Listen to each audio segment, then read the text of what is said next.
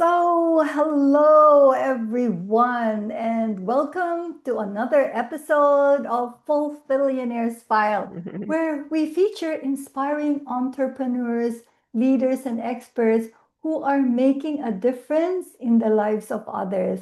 And today, I'm delighted to welcome Shvonne Craig, a digital marketing expert who helps small and medium-sized business owners grow through web design, SEO, and digital marketing strategies. Siobhan, thank you for joining us today, and we're excited to learn from your journey and Yeah. expertise. Yes, thank you for having me. This is exciting. I'm glad to be on.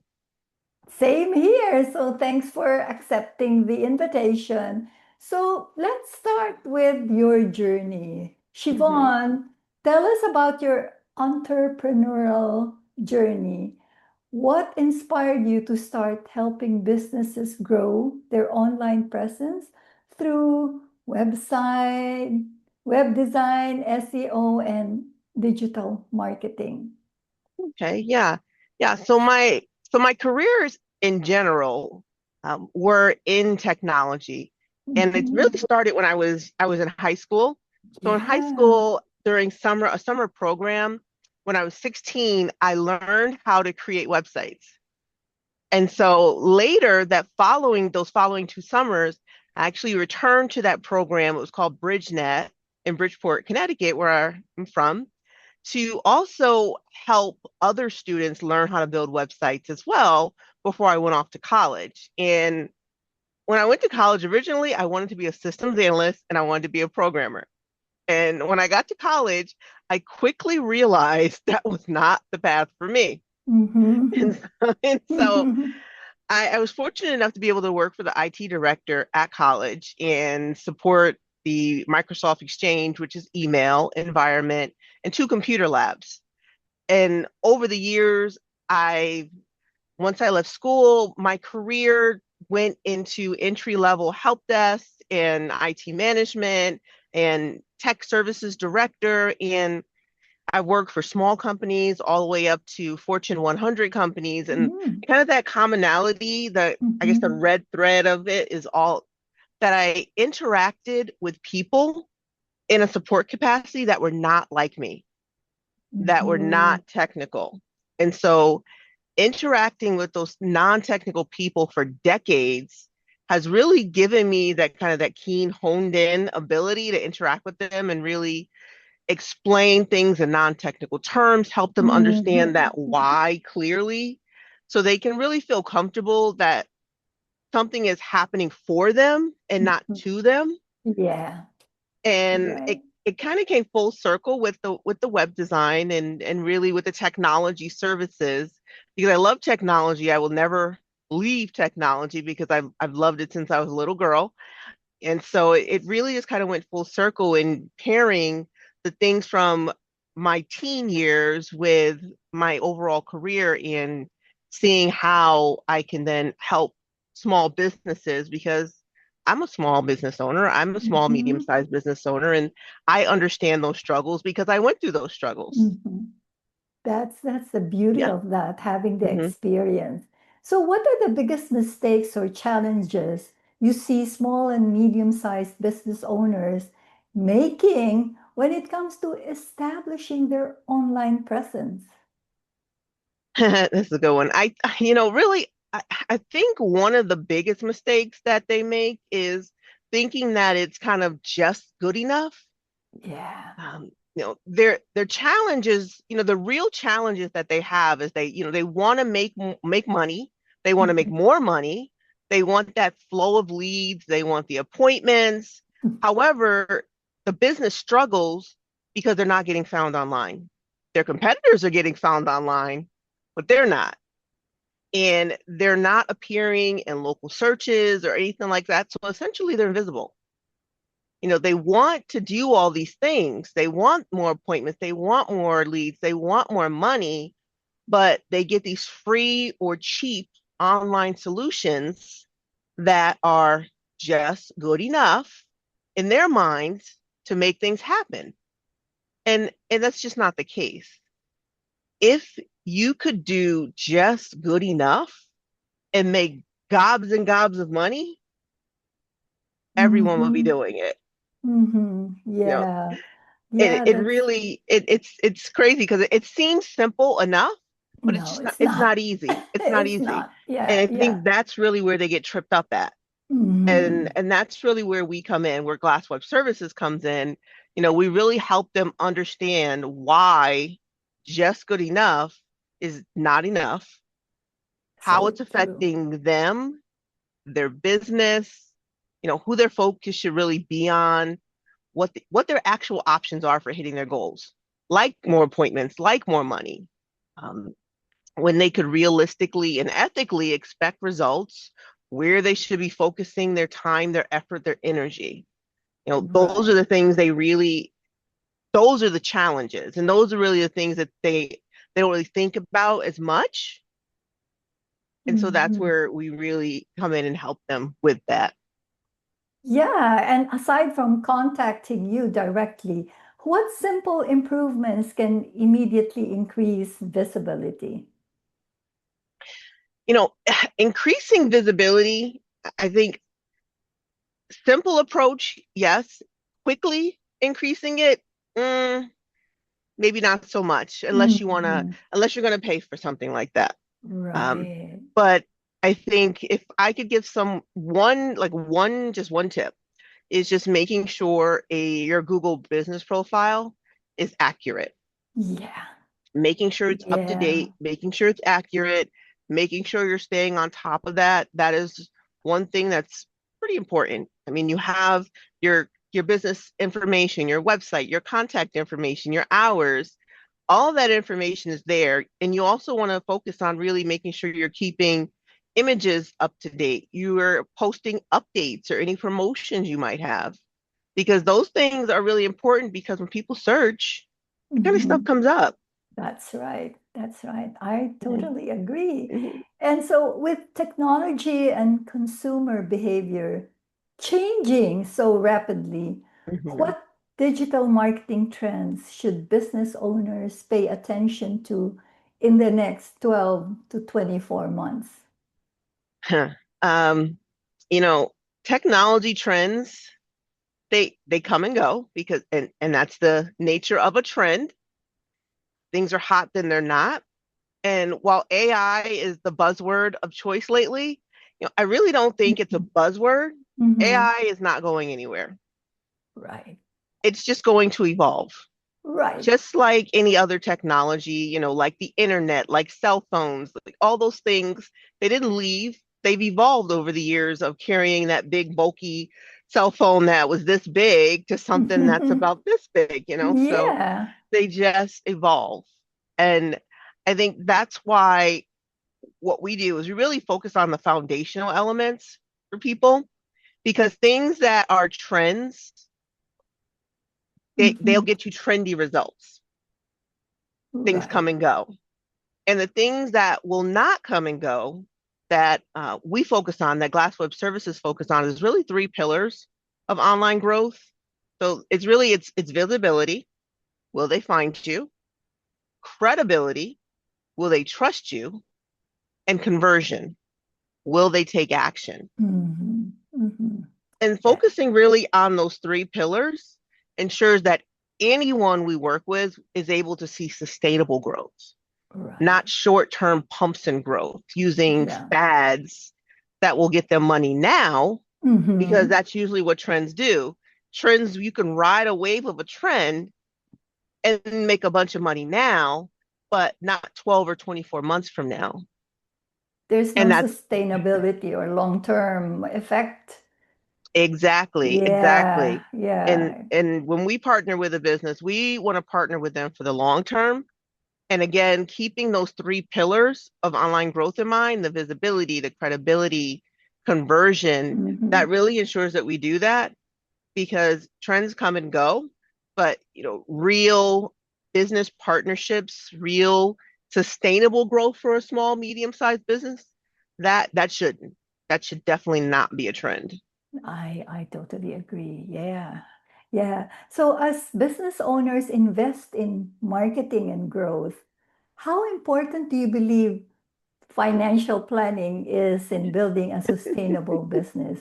Have you seen businesses struggle because they lack a financial strategy behind their growth plans?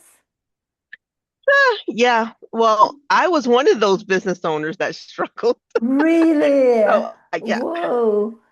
I didn't keep track of anything. I didn't have any idea of what was coming in and what was going out. The only thing I really kept track of is I just needed to make sure that my bank account didn't go negative.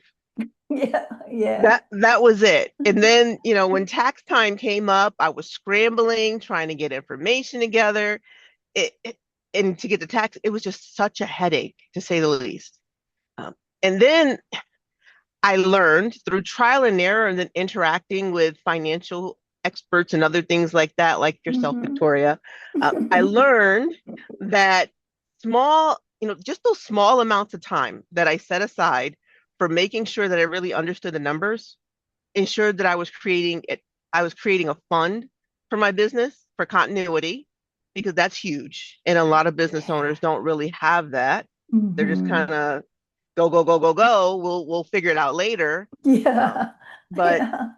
later comes and they're like, uh-oh, I didn't figure it out.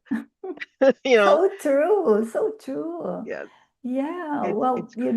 Shvonne, you really set a good example of your own experience, and I believe that you could also be able to, help them with your experience and how important it is in financial planning. I often tell business owners that generating income is one thing, but protecting and growing that income is another. So, as you said, financial planning allows entrepreneurs to build a business that survives both opportunities and challenges.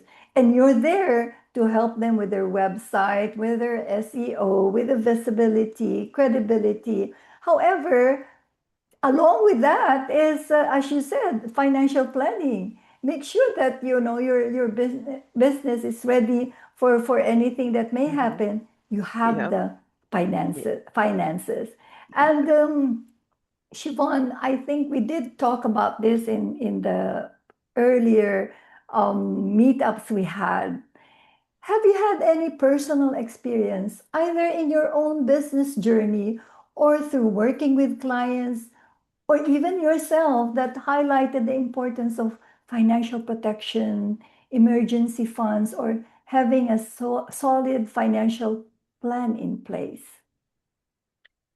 yes. So both professionally and personally, professionally in my business, before I really started keeping track of things, I had a lot of missed opportunities that I could have taken to grow my brand, expose my business, grow myself as the founder and CEO. Uh, Mm-hmm. but because I had really no contingency, no organization, no anything, I was just literally like one illness away from financial ruin. So I just kind of kept going until I Mm-hmm. learned. And then I finally learned that. And now I'm in a much better place financially in my business, which really stems from like personal experience. Because when I was Yeah. younger, before I even started this business, my father passed away. Mm. And my Sorry father to hear passed that. away, and he Mm-hmm. passed away with no insurance whatsoever. Whoa. Now, he had accidental death and dismemberment insurance. Mm-hmm. However, my father was unfortunately morbidly obese. So it was highly unlikely he was going to die from losing a limb. Yeah. And so when the time came when I was young, I mean I had young kids, other things like that. I have nothing really. And so, the time came for him to bury him. Like we're literally like how am I going to bury this man? I don't have any funds. I don't have money like that. Mm-hmm. My husband and I were like, what are we going to do here? So it's Yeah. literally taking up funds from other family members and other things like that, which is Wow. horrible to have to deal with. And I couldn't even really grieve because I'm so busy trying to figure out how to get this all done. And I was like, never again. Yeah. Never again. I will never let my children experience anything like that. I'd rather go without food than have them, Yeah. experience True. something like that. So True. that is Wow. something else that really helped me to realize like, hey, you're doing all this stuff, but you're not accounting for the fact that something, anything could happen because that's why they're called accidents. That's You right. know. Yeah, So wow, that's such a profound yeah, experience, and I'm sure our viewers will be saying, "Oh my God, I don't want that to happen to me." And this is yeah.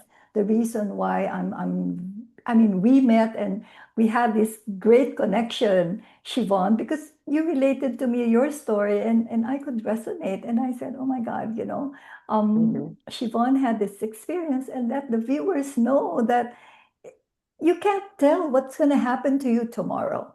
Mm, Only God could be able to, to yeah, predict what's going to happen, or He exactly. knows exactly. He doesn't need to predict. So many entrepreneurs focus on growing revenue, but fewer think about protecting what they've built. What advice would you give business owners about balancing business growth with long-term financial security for themselves, their families, and their employees? Yeah. Yeah. And I know a lot of business owners think, when you're growing a business, you think, let me take the money I make and use that to make more money. And that makes sense to a Mm-hmm. degree. Mm-hmm. Now, I personally think kind of two things when you're really looking at legacy and longer term success.